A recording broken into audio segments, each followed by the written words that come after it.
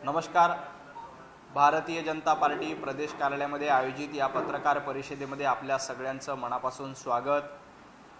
कालपासून उभाटा गटाच्या वतीने आणि खास करून मुंबईच्या माजी महापौर किशोरीताई पेडणेकर यांच्याकडून दुबार मतदाराविषयात प्रश्नचिन्ह उपस्थित केले जाते। स्वतः किशोरीताई पेडणेकर यांचं देखील दुबार मतदारामध्ये नाव आहे म्हणून त्यांनी निवडणूक आयोगावर टीका केलेली आहे। खरं तर सातत्यानं उभाटा गट दुबार मतदारांवर बोलतोय, परंतु उभाटा गट जाणीवपूर्वक ठराविक लोकांच्या दुबार मतदारांवरच प्रश्नचिन्ह उपस्थित करतोय। उभाटा गटाच्या वतीने किशोरीताई पेडणेकर आणि उभाटा गटाचे बाकी सर्व नेते फक्त हिंदूंच्या दुबार मतदारावरच आक्षेप घेत आहेत। याच्या आधी देखील आम्ही उभाटा गटाला प्रश्न केला होता की तुम्ही फक्त हिंदूंच्या दुबार मतदारांवरच का आक्षेप घेतायत।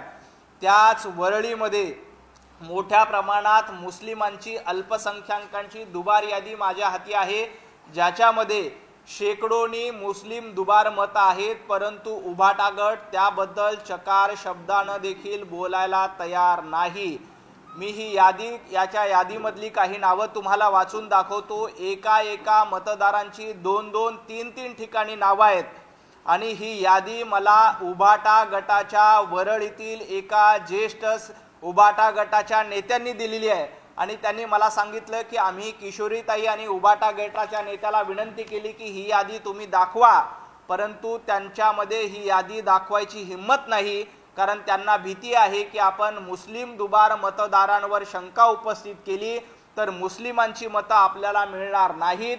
त्यामुळं उभाटा गटाच्या वतीने देण्यात आलेली त्यांच्या एका ज्येष्ठ नेत्याच्या वतीने देण्यात येणारी यादी मी तुमच्या समोर वाचून दाखवतो, ज्याच्यामध्ये जवळपास 250 ते 300 नावं मुस्लिमांची आहेत आणि दुबार आहेत। त्याच्यावर हे शंका घेत नाहीत। किशोरीताई काल निवडणूक आयोगाबद्दल बोलत होतात, किशोरीताई काल तुम्ही दुबार मतदारावर बोलत होतात, परंतु या यादीमध्ये शेकडो दुबार नाव आहेत मुस्लिमांची, परंतु यातलं एकही नाव तुम्ही काल जाहीर केलं नाही, म्हणून ही यादी मी तुम्हाला वाचून दाखवतो।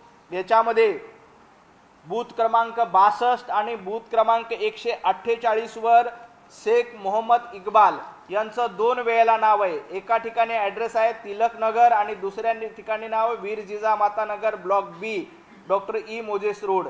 अशा पद्धतीची 2 नावं एकाची आहेत। त्याच्या पुढे आहे शेख रिजवान यांचं 133 बूथवर देखील नाव आहे आणि 66 बूथवर नाव आहे। दोन्ही ठिकाणी वेगवेगळे ॲड्रेस आहेत, परंतु नाव एकच आहे। शेख रिजवान यांच्या बाबतीत हे आहे। तर पुढचा आहे शेख जावेद मोहम्मद यांचं बूथ क्रमांक 75 वर नाव आहे आणि शेख जावेद मोहम्मद यांचं बूथ क्रमांक 195 या ठिकाणी नाव आहे।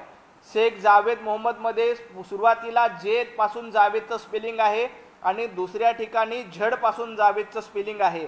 त्यानंतर शेख सना जावेद यांचं 27 बूथ क्रमांकावर एकदा नाव आहे आणि 75 बूथ क्रमांक एकदा नाव आहे। 27 मध्ये जे नाव आहे त्याच्यामध्ये वेगळा ॲड्रेस आहे नरिमन स्ट्रीट वरळी आणि दुसरा जो आहे तो डॉक्टर JM भोसले मार्ग, अशा पद्धतीचा वेगळा ॲड्रेस दाखवून वेगवेगळी नावं आणि दुबार मतदार असल्याचं आढळून येत आहे। त्यानंतर शेख सुलतान हुसेन यांचं नाव बूथ क्रमांक 76 वर आहे आणि बूथ क्रमांक 200 वर देखील आहे। सुरुवातीला शेख सुलतान हुसेन यांचं पहिला ॲड्रेस आहे BDD चाळ 6 गणपत जाधव रोड वरळी आणि दुसरा ॲड्रेस आहे मरिमा नगर जे ब्लॉक आणि बेझेंट रोड। अशा पद्धतीचं वेगवेगळा ॲड्रेस या ठिकाणी आहे। आणि पुढचं नाव आहे शेख असम जावेद यांचं नाव आहे बूथ क्रमांक 156 वर आहे आणि शेख असम जावेद यांचं पुन्हा नाव आहे 82 वर। त्याच्यानंतर शेख शमशाद अब्दुल करीम यांचं नाव आहे बूथ क्रमांक 82 आणि बूथ क्रमांक 128 या ठिकाणी पहिल्या 82 वर BDD चाळ नंबर 100 आणि दुसऱ्या ठिकाणचं नाव आहे Mayanagar cooperative housing society ABC road आणि अशा पद्धतीचा हा दुसरा ॲड्रेस आहे। त्याच्यानंतर शेख असम जावेद यांचं पहिल्यांदा नाव आहे बूथ क्रमांक 156 आणि दुसऱ्यांदा शेख असम जावेद यांचं नाव आहे बूथ क्रमांक 62। ही यादी जवळपास 250 ते 300 लोकांची आता माझ्याकडे आहे, परंतु या यादीमध्ये आणखी रिसर्च केल्यानंतर जवळपास 1,500 ते 2,000 मुस्लिमांची दुबार नावं वरळी मतदारसंघामध्ये आढळून आलेली आहेत। परंतु किशोरीताई पेडणेकर असतील, उबाटा गटाचे इतर नेते असतील, त्याच्यावर चकार शब्दांनी बोलायला तयार नाहीत। उबाटा गट जाणीवपूर्वक हिंदू दुबार मतदारांवर शंका घेते। जिथं जिथं हिंदूंची नावं दुबार आहेत तिथं तिथं यांच्या पोटामध्ये दुखतंय आणि त्याच नावावर आक्षेप घेण्याचं काम यांच्याकडनं का केलं जातंय? मुंबई महापालिका निवडणुकीच्या तोंड्यावर मुस्लिम मतांच्या जीवावर आपल्याला मुंबई महापालिका जिंकता येईल यासाठी उबाटा गटाचा हा सरळ सरळ डाव दिसतोय। किशोरीताई, तुमच्याकडे ही यादी असताना, तुमच्याकडे ही सर्व माहिती असताना तुम्ही याबद्दल चकार शब्दांनी का काल बोलला नाहीत? तुमच्या नेत्यांनीच मला ही यादी दिलेली आहे, सांगितलंय की उबाटा गटाचा एकही नेता मुस्लिम दुबार यादीवर बोलायला तयार नाही। त्यामुळे ही यादी मी तुमच्या समोर ठेवतोय। ही प्राथमिक यादी आहे, त्यात जवळपास 200 ते 250 नावं आहेत, परंतु आणखी रिसर्च केला तर 1,500 ते 2,000 मुस्लिम दुबार मतदार एकट्या वरळी मतदारसंघामध्ये आढळतील। आदित्यजी ठाकरे यांना देखील माझा सवाल आहे, तुम्ही सातत्यानं दुबार मतदारावर पॉवर पॉइंट प्रेझेंटेशन देत होतात, आता अशा पद्धतीनं मुस्लिम दुबार नावं वरळीमध्ये समोर आलीत। या दुबार मतदारांच्या जोरावर तुम्ही निवडून आला आहात का? आदित्य ठाकरे, तुम्हाला मुस्लिम दुबार मतदारांनी मतदान केलं म्हणून तुमचा विजय झाला का? हा माझा सवाल आहे। माझा निवडणूक आयोगाला देखील सवाल आहे, निवडणूक आयोगाला देखील विनंती आहे की अशा पद्धतीनं मोठ्या प्रमाणामध्ये वरळीमध्ये आणि मुंबईतल्या अनेक भागामध्ये मुस्लिम दुबार नावं आढळत आहेत। ही दुबार नावं तातडीनं कमी करण्याचं काम निवडणूक आयोगानं देखील केलं पाहिजे। निवडणूक आयोगानं या सगळ्या प्रक्रियेकडे तातडीनं बघावं आणि ही सगळी दुबार नावं हटवली पाहिजे। फक्त हिंदू दुबार नावावर आक्षेप घेण्याचं काम उबाटाच्या वतीनं सातत्यानं केलं जातंय। ही त्यांची दुटप्पी भूमिका आहे। मुंबई महापालिकेच्या निवडणुकीत हिरव्या मतांवर जिंकण्यासाठीचा हा डाव आहे। किशोरीताई, या सर्व प्रश्नांची उत्तरं तुम्ही दिली पाहिजेत। आदित्य ठाकरे ज्या वरळी मतदारसंघातून निवडून आलेले आहेत त्याच मतदारसंघातले हे सगळे वॉर्ड महापालिकेचे आहेत, तिथली दुबार मतदार यादी जाहीर केली जाते।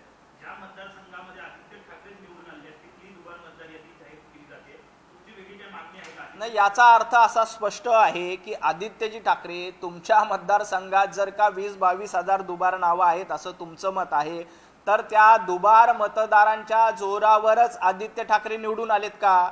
आदित्यजी ठाकरे यांनी आधी राजीनामा द्यावा, वरळीमध्ये आपला राजीनामा द्यावा आणि मग दुबार मतदारांबद्दल शंका उपस्थित करावी। या दुबार मतदारांच्या जोरावरच आदित्य ठाकरे वरळीमध्ये निवडून आले आणि संदीप देशपांडे यांचा पराभव झाला। त्यामुळं मनसेला देखील माझी विनंती आहे की तुम्ही वरळीमध्ये थोडं लक्ष घाला, कशा पद्धतीनं वरळीमध्ये आदित्य ठाकरेंनी दुबार नावं घुसवली आहेत का याची तपासणी करा। मग तुम्हाला लक्षात येईल की आदित्यजी ठाकरे यांचा विजय देखील अशाच दुबार मतदारांच्यावर झालाय का हा प्रश्न या निमित्ताने उपस्थित होतोय। त्यामुळं आदित्य ठाकरे यांची पॉवर महाराष्ट्रामध्ये जनतेने आधीच कट केलेली आहे। आता आदित्यजींमध्ये हिम्मत असेल तर या दुबार मतदाना प्रकरणात ते राजीनामा देतील आणि पुन्हा एकदा निवडणुकीला समोरे जातील।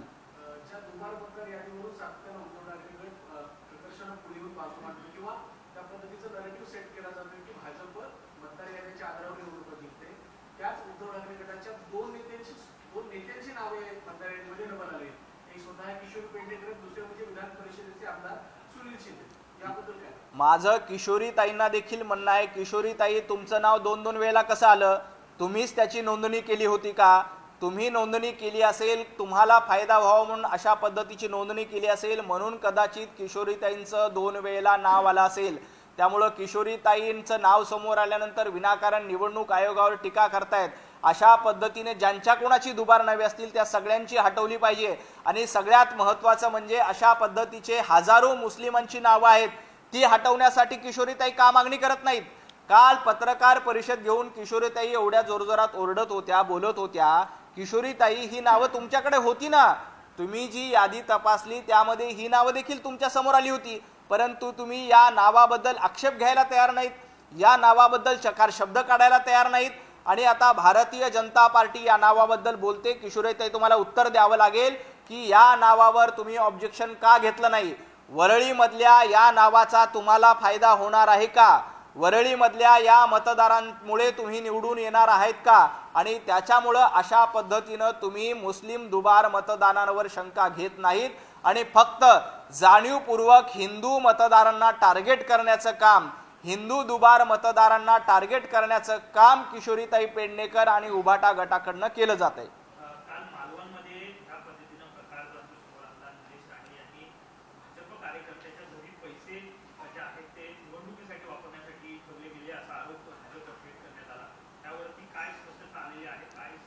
खरं तर या संपूर्ण प्रकरणाची माहिती घेतल्यानंतर हे समोर आले की त्यांचे पैसे हे स्वतःचे होते आणि त्यांचा बांधकाम व्यवसाय आहे आणि त्या व्यवसायातले हे सगळे पैसे होते।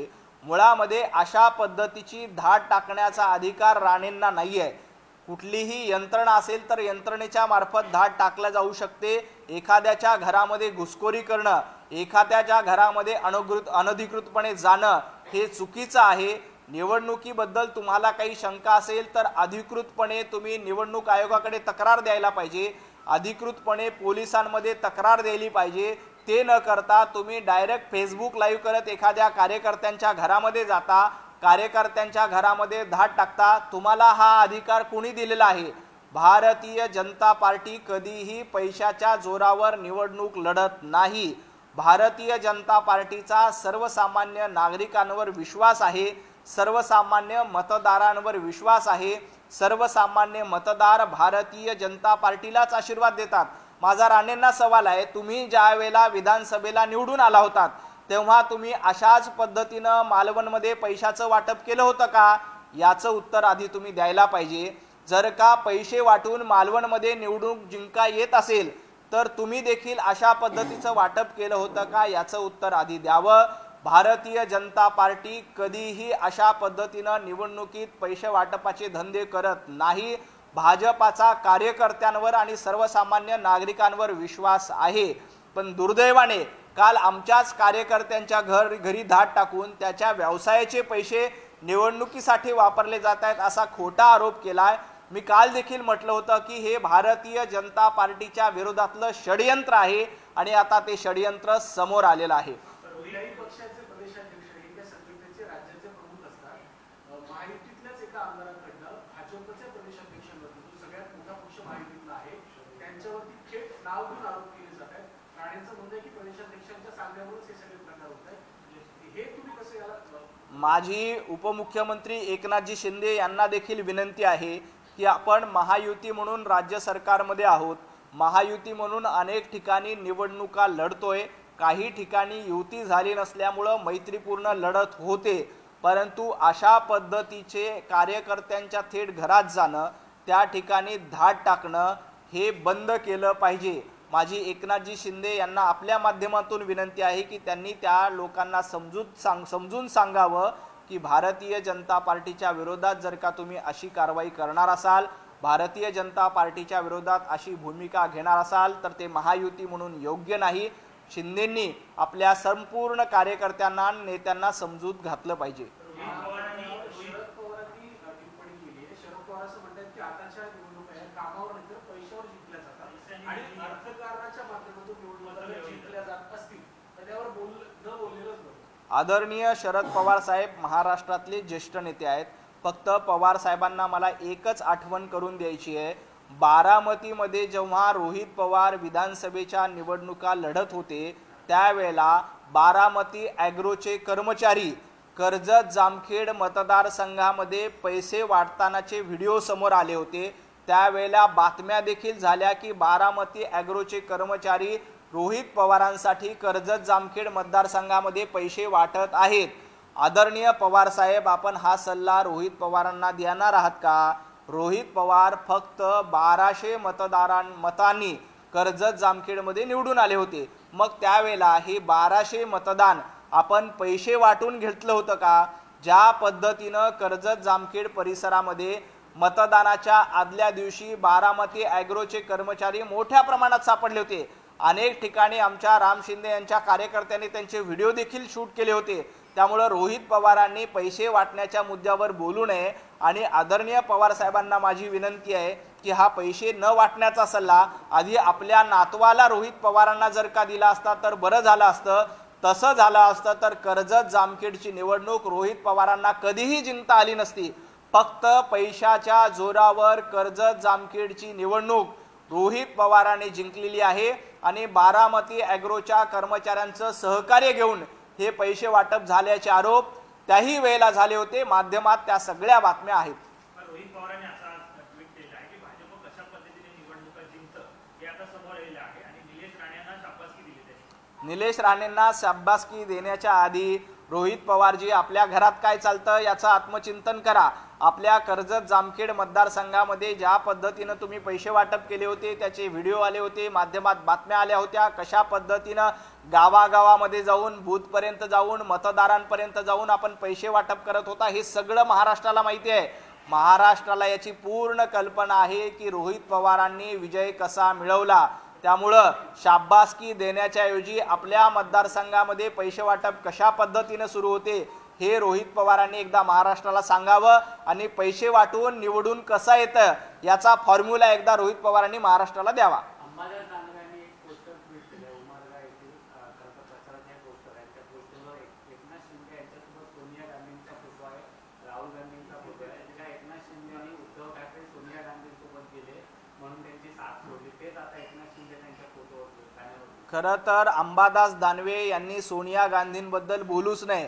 सोनिया गांधींबद्दल जर अंबादास दानवे बोलत असतील तर वरून दंडा पडेल आणि तुम्हाला तुमचं पद देखील राहणार नाहीये. कारण सोनिया गांधींना मुजरा घालण्याचं काम, राहुल गांधींना शरण जाण्याचं काम कोणी केले महाराष्ट्रामध्ये? तर उबाटा गटानं सातत्यानं सोनिया गांधींसमोर मुजरा घालण्याचं काम. दिल्लीमध्ये जाऊन 3-3 दिवस कोण बसलो होतो? दिल्लीमध्ये गेल्यानंतर सोनिया गांधींची भेट देखील उद्धवजींना मिळाली नव्हती. त्यामुळं ज्यांनी आपला संपूर्ण उबाटा गट सोनिया गांधींच्या चरणाशी अर्पण केलेला आहे, उबाटा गटाची सोनिया सेना झालेली आहे, त्यांनी इतरांबद्दल बोलू नये. आपण आपले पोस्टर कशा पद्धतीने सोनिया गांधी बरोबर लावतायत? राहुल गांधींना तुम्ही नेते म्हणतायत. राहुल गांधी जो मतचोरीचा अजेंडा दिल्लीमध्ये नक्षल्यांचा अजेंडा पुढे रेटतायत तेच आदित्य ठाकरे इथे रेटतायत. याबद्दल अंबादास दानवे यांनी बघायला पाहिजे. सोनिया गांधींच्या विरोधात जास्त अंबादास दानवेंनी बोलू नये. जास्त बोलला तर अंबादास दानवेंचं उरलं सुरलं पद देखील जाईल. आणखी एका राजकीय युतीची चर्चा आहे. शशिकांतशी राष्ट्रवादी शरद पवार पक्षाचे अध्यक्ष आहेत. त्यांनी असं म्हटलंय की शरद पवारांची राष्ट्रवादी आणि शिवसेनेची युती, एकनाथ शिंदेच्या शिवसेनेची युती ही भविष्यातल्या एका नव्या समीकरणाची नांदी ठरेल. असं कुठलंही समीकरण होणार नाही, नांदी होणार नाही, नांदा होणार नाही आणि काहीही होणार नाही. या राज्यामध्ये देवेंद्रजी फडणवीस यांच्या नेतृत्वामध्ये महायुती अतिशय भरभक्कमपणे आहे. पुढची 5 वर्ष महायुतीचाच कारभार चालणार आहे. आणि पुढची 5 वर्ष कुणालाही कितीही पोटामध्ये वाटत असेल की वेगळं समीकरण व्हावं, राज्यामध्ये वेगळं काही व्हावं, तर अजिबात वेगळं कुठलंही समीकरण होणार नाही. देवेंद्रजी फडणवीस, एकनाथजी शिंदे, अजितदादा पवार यांची अतिशय भरभक्कम युती आहे. आमच्याकडे 2/3 बहुमत आहे.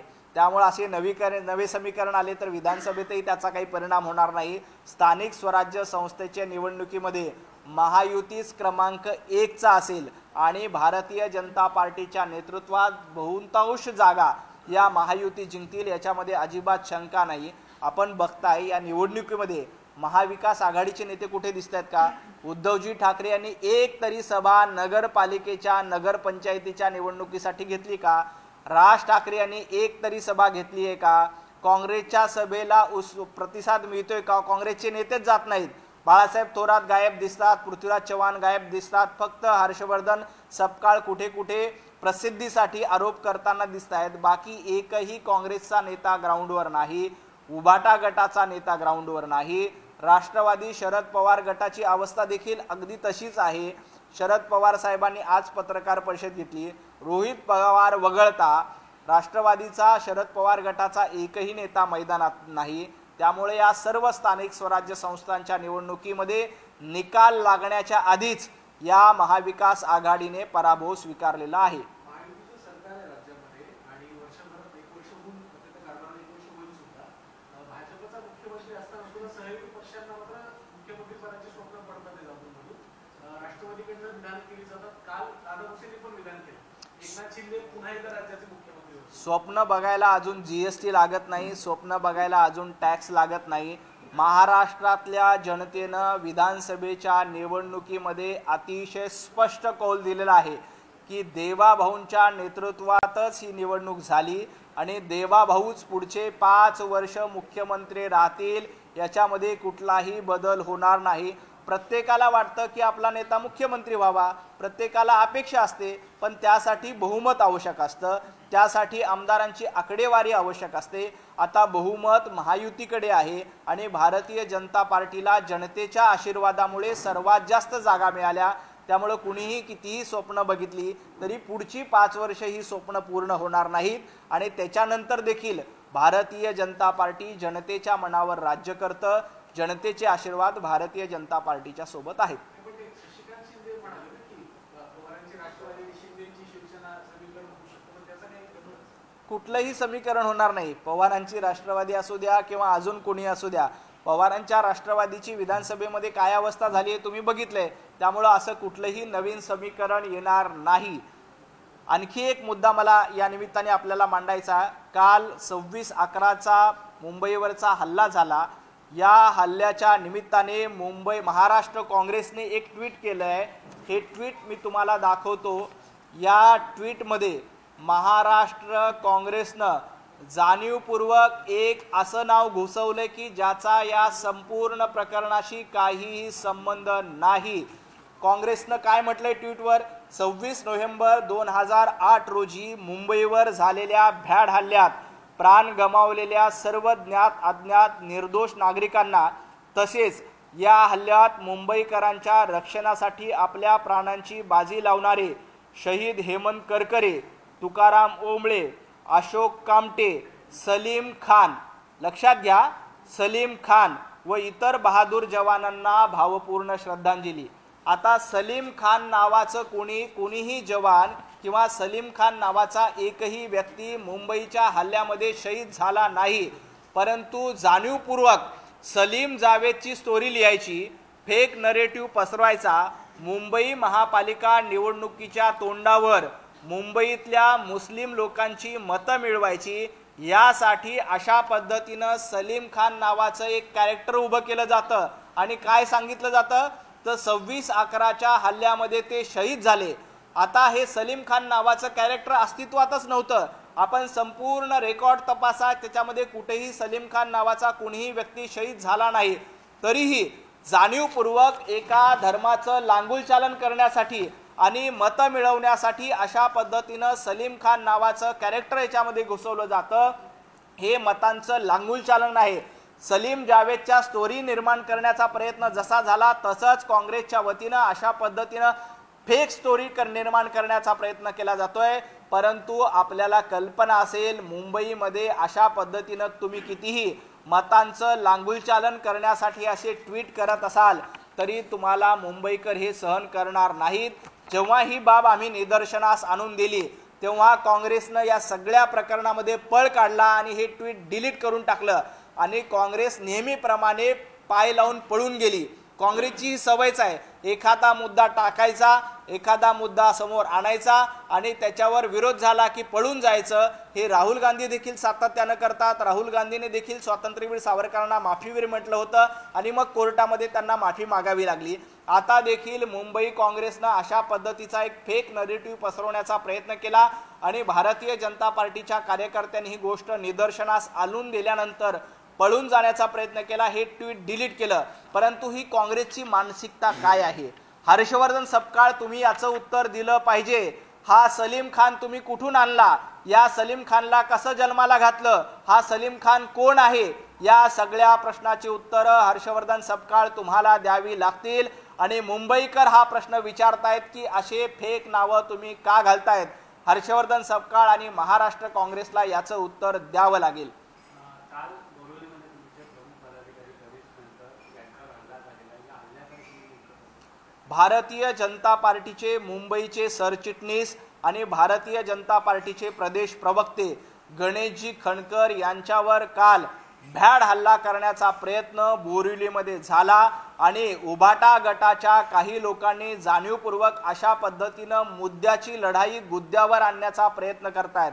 आता गणेशजी खंडकर ICU मध्ये आहेत, त्यांच्यावर उपचार सुरू आहेत, परंतु अशा पद्धतीचा भ्याड हल्ला भारतीय जनता पार्टीच्या मुंबईच्या सरचिटणीसावर तुम्ही करतायत। महाराष्ट्रामध्ये कायद्याचं राज्य आहे, मुंबईमध्ये कायद्याचं राज्य आहे, आमचा पोलिसांवर पूर्ण विश्वास आहे, अन्यथा भारतीय जनता पार्टीचे कार्यकर्ते देखील जशास तसं उत्तर देण्यासाठी सक्षम आहेत। जर का तुम्ही मुद्द्यांची लढाई गुद्द्यावर आणणार असाल तर भाजप देखील कमी करणार नाही, परंतु आमचा कायद्यांवर आणि पोलिसांवर विश्वास असल्यामुळे आम्ही कायदा हातात घेत नाही। कायदा हातात घेणं ही भारतीय जनता पार्टीची संस्कृती नाही। माझी उद्धवजी ठाकरे, आदित्यजी ठाकरे यांना देखील विनंती आहे की मुद्द्याची लढाई मुद्द्यावर झाली पाहिजे। गुद्द्यावर आणण्याचा प्रयत्न केला तर भारतीय जनता पार्टी देखील जशास तसं उत्तर देऊ शकते। महबूब शेख यांनी एक आरोप जो आहे तो सरकारवर केंद्र विभागावर केलेला आहे। त्यांचं म्हणणं आहे की रामभाऊ खाडे एक सामाजिक कार्यकर्ते आणि त्यांच्या पक्षाचे सदस्य आहेत, त्यांच्यावर एक हल्ला झालेला आहे। देवेंद्र फडणवीस यांनी याचा मास्टर माइंड जो आहे तो शोधला पाहिजे, कारण असे हल्ले जे आहेत ते वाढताना पाहतात। निश्चितपणे कुठल्याही पक्षाचा कार्यकर्ता असतो, भारतीय जनता पार्टीचा असतो, राष्ट्रवादी शरद पवार गटाचा असो किंवा उभाटा गटाचा असो, कुठल्याही कार्यकर्त्यांवर अशा पद्धतीचे हल्ले होत असतील तर तातडीनं कारवाई झाली पाहिजे। माजी मुख्यमंत्री आदरणीय देवेंद्रजींना देखील विनंती आहे की अशा पद्धतीने हल्लेखोरांवर तातडी कारवाई करावी आणि पोलीस खातं, गृह खातं अतिशय सक्षम आहे। अशा हल्लेखोरांना कुठल्याही पक्षात असेल तर त्याला सोडलं जाणार नाही, कारण आपण लोकशाही पद्धतीमध्ये राहतो, आपण लोकशाही मार्गाने निवडणूक लढतो। मुद्द्याला मुद्द्याने प्रतिकार केलं पाहिजे। मुद्द्याची लढाई गुद्द्यावर नेण्याचा प्रयत्न कुठल्याही पक्षाच्या कार्यकर्त्यांनी करू नये आणि असा प्रयत्न झाला तर दोषींवर निश्चितपणे कारवाई होईल। देश विदेशातील प्रत्येक घडामोडींचे लाईव्ह अपडेट मिळवण्यासाठी आता साम टीव्हीच्या सर्व सोशल मीडिया प्लॅटफॉर्मला लाईक, फॉलो आणि सबस्क्राईब करा। तसंच सर्व नोटिफिकेशनसाठी बेल आयकॉन प्रेस करायला विसरू नका।